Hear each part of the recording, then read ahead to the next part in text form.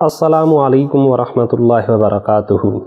اللہ رب العزت نے سورہ بقرہ میں رمضان کی بہت زیادہ اہمیت اور فضیلت بیان کی ہے۔ ارشاد ربانی ہے، یا ایھا الذین آمنوا کتب علیکم الصیام کما کتب علی الذین من قبلکم لعلکم تتقون، کہ اے ایمان والو تم پر روزے فرض کیے گئے ہیں۔ اب اللہ نے پہلی قید ایمان کی لگائی۔ اگر کوئی غیر مسلم ساری زندگی بھی بھوکا پیاسا رہے اور اپنے تئیں وہ روزہ رکھتا رہے تو اس کو کوئی بھی ثواب نہیں، کیونکہ ثواب کے لیے شرط ہے کہ وہ پہلے توحید اور رسالت کے اوپر ایمان لائے گا۔ فرمایا تم پر روزے فرض کیے گئے کما کتب علی الذین من قبلکم، جیسا کہ تم سے پہلے لوگوں پر، پہلی امتوں پر روزے فرض کیے گئے تھے۔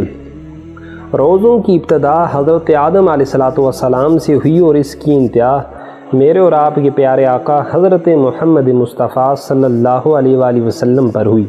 اللہ اکبر۔ حضور پر نور صلی اللہ علیہ وآلہ وسلم کی امت کے اوپر اللہ نے رمضان کے روزے فرض فرمائے۔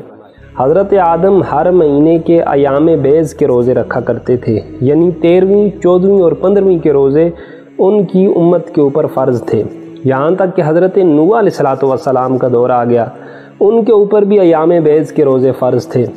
چلتے چلتے جب حضرت موسیٰ علیہ السلام کا دور آتا ہے تو ان کے اوپر عاشورہ محرم کا روزہ بھی فرض تھا، ہر ہفتے کا روزہ بھی فرض تھا، اور اس کے ساتھ ساتھ اللہ نے رمضان کے روزے بھی امت موسوی کے اوپر فرض فرمائے تھے۔ چلتے چلتے جب حضرت عیسیٰ علیہ السلام کا دور آتا ہے تو ان کے اوپر بھی یہی روزے فرض تھے، لیکن حضرت عیسیٰ کے اس دنیا سے چلے جانے کے بعد ان کی امت نے یہ کیا کہ رمضان کے روزوں کو صرف اور صرف سردی تک محدود کر دیا، کیونکہ سردی کے دنوں میں وہ دن چھوٹے ہوا کرتے تھے اور روزے رکھنے میں آسانی ہوا کرتی تھی۔ لیکن جب میرے اور آپ کے پیارے آقا حضرت محمد مصطفیٰ صلی اللہ علیہ وآلہ وسلم کا دور مبارک آیا تو یہ جو روزے ہیں یہ رضا الہی کے تابع مسلمان اب رکھتے ہیں، خواہ سردیاں ہوں خواہ گرمیاں ہوں، اللہ کی رضا کے لیے مسلمان سارا دن نفسانی خواہشات اور بھوک اور پیاس کو برداشت کرتے ہیں تاکہ روزے کی صحیح روح اور صحیح جو مغز ہے اور صحیح جو عبادت ہے وہ حاصل کر سکیں۔ روزے آقا علیہ السلام پر اللہ رب العزت نے 2 ہجری میں فرض فرمائے، اور یہ وہ بابرکت مہینہ ہے، وہ مقدس مہینہ ہے کہ جس کا پہلا عشرہ سراسر رحمت ہے، اور رمضان المبارک کا دوسرا عشرہ یہ بخشش ہے، اور رمضان کا تیسرا عشرہ یہ جہنم کی آگ سے آزادی ہے۔ اور مشکات کی یہ حدیث طیبہ کہ حضور پاک صلی اللہ علیہ وآلہ وسلم نے ارشاد فرمایا کہ جو شخص رمضان کے مہینے میں اپنے ملازم سے، اپنے مزدور سے، اپنے نوکر سے تھوڑا کام لے گا تو اللہ رب العزت ایسے بندہ مومن کی بخشش فرما دیں گے اور اس کو جہنم کی آگ سے چھٹکارا عطا فرما دیں گے۔ اور بخاری مسلم کی روایت حضرت سال بن سعد سے مروی ہے کہ حضور پر نور صلی اللہ علیہ وآلہ وسلم نے ارشاد فرمایا کہ مومنو، جنت کے 8 دروازے ہیں، ان دروازوں میں سے ایک دروازے کا نام باب الریان ہے، اور اللہ رب العزت بروز قیامت باب الریان سے صرف اور صرف روزہ رکھنے والوں کو جنت میں داخل فرمائیں گے۔ جب سارے روزہ دار باب الریان سے جنت میں داخل ہو جائیں گے تو پھر باب الریان کو بند کر دیا جائے گا، اس کے بعد کوئی بھی اور شخص باب الریان سے جنت میں داخل نہیں ہو سکے گا۔ اور ترمذی شریف کی یہ حدیث طیبہ موجود ہے کہ پیارے آقا صلی اللہ علیہ وآلہ وسلم نے ارشاد فرمایا کہ جو بندہ ایک دفعہ باب الریان سے گزر جائے گا، داخل ہو جائے گا، پھر اس بندے کو کبھی بھی پیاس کی تکلیف نہیں ہوگی۔ اب رمضان میں کون سے کام کرنے چاہیے؟ حضرت ابو مسعود غفاری رضی اللہ تعالیٰ عنہ سے روایت ہے کہ حضور پر نور صلی اللہ علیہ وآلہ وسلم نے اپنی امت کو تعلیم دی کہ میرے امتیوں رمضان میں 4 کام تم لوگوں نے ضرور کرنے ہیں۔ پہلے 2 کام تو وہ ہیں کہ جن کو کرنے سے خود رب رحیم راضی ہوتا ہے، ہر بندہ چاہتا ہے میرا اللہ راضی ہو جائے۔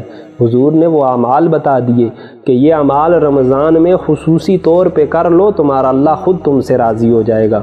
اور دوسرے 2 کام وہ ہیں کہ جن کے بغیر تم کو چارہ نہیں۔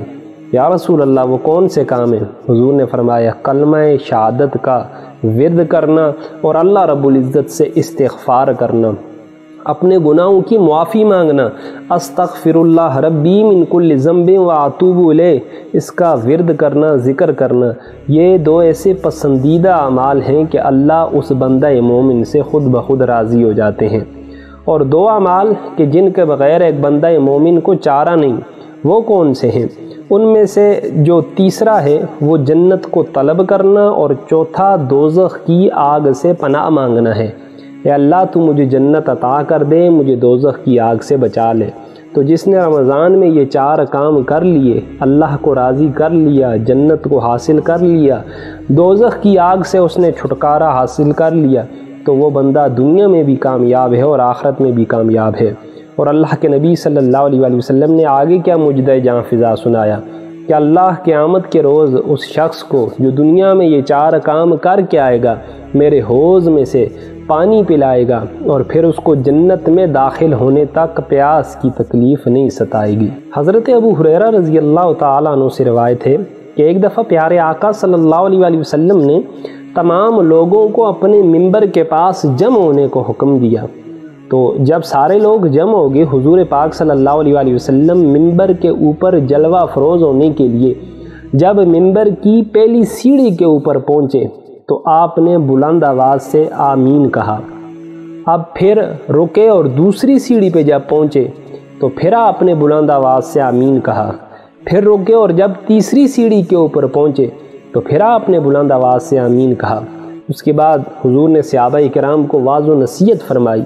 واعظ و نصیحت کرنے کے بعد جب حضور پاک صلی اللہ علیہ وآلہ وسلم نیچے جلوہ افروز ہوئے تو صحابہ کرام نے عرض کی، اللہ کے نبی آج جو آپ نے معاملہ فرمایا، ایسا معاملہ ہماری آنکھوں نے اس سے پہلے نہیں دیکھا۔ اللہ کے نبی آپ نے آج 3 مرتبہ منبر کے زینوں کے اوپر چڑھتے ہوئے آمین فرمائی، تو اس کی کوئی خاص وجہ ہے؟ ارشاد فرما دیجئے۔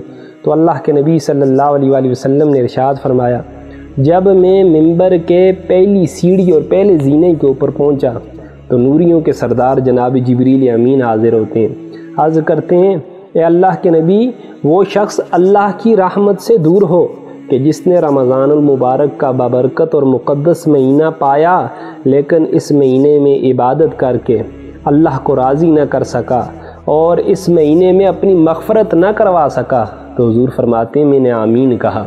فرمایا جب میں دوسرے زینے کے اوپر پہنچا تو جبریل امین نے پھر دعا کی، یا نبی اللہ، وہ شخص اللہ کی رحمت سے دور ہو کہ جس کے پاس آپ کا نام نامی اس میں گرامی ذکر کیا جائے اور آپ کی ذات کے اوپر اللہ کے نبی درود نہ پڑے، وہ بندہ بھی اللہ کی رحمت سے دور ہو جائے۔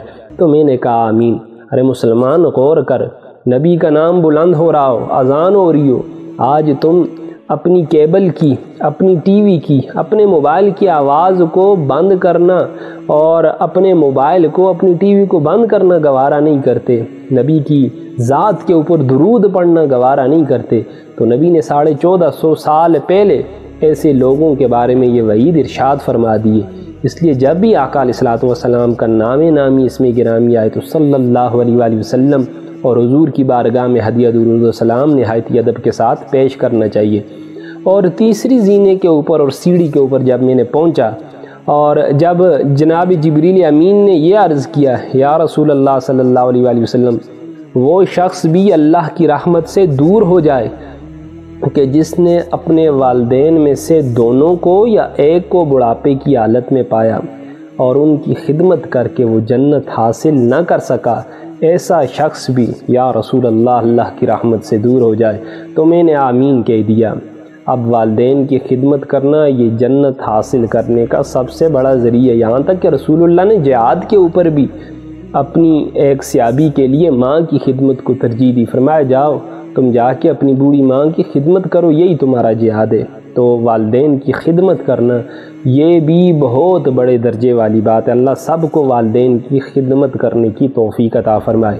اور وہ لوگ جو روزہ نہیں رکھتے ان کے لیے وعید کیا ہے، اور بخاری اور مسلم کی یہ حدیث ہے کہ جس نے جان بوجھ کے ایک روزہ چھوڑا، یعنی اس کو کوئی مرض بھی نہیں تھا، کوئی رخصت بھی نہیں تھی، ویسے اس نے روزہ توڑ دیا، چھوڑ دیا، تو اس کے بدلے اگر وہ ساری زندگی بھی روزے رکھتے گزار دے تو وہ اجر جو اس ایک رمضان کے روزے کا تھا وہ ساری زندگی بھی روزے رکھ کے حاصل نہیں کر سکتا۔